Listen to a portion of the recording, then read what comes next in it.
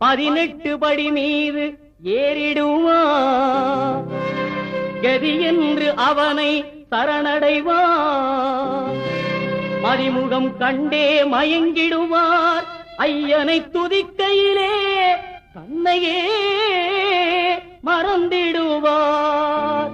பள்ளிக்கட்டு சபரிமலைக்கு கல்லும் முள்ளும் காலுக்கு மெத்தை.